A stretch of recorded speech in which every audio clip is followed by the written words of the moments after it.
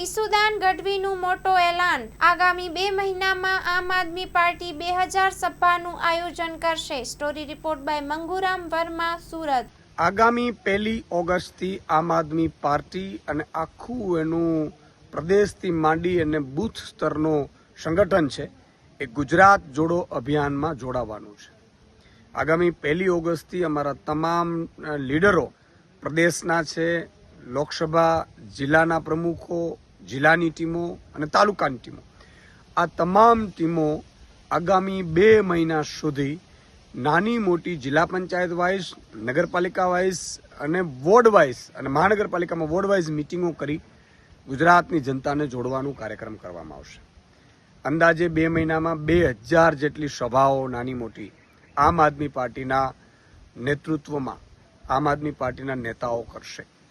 સાથે સાથે લોકોના પ્રશ્નો છે, જે ખેડૂતોને ભાવ નથી મળતા, માલધારીઓને દૂધનો ભાવ નથી મળતું, પશુપાલકોને, સાથે સાથે ત્યાંની લોકલ ઇસ્યુઝ છે, આ મુદ્દાઓ પણ ઉઠાવવામાં આવશે.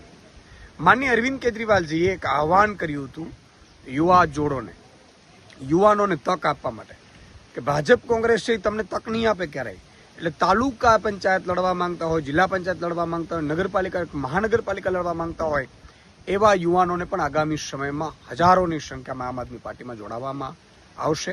અને આ આખું જે કાર્યક્રમ છે એ સતત ગેપની વચ્ચે 2-2.5 મહિના સુધી સતત ચાલશે.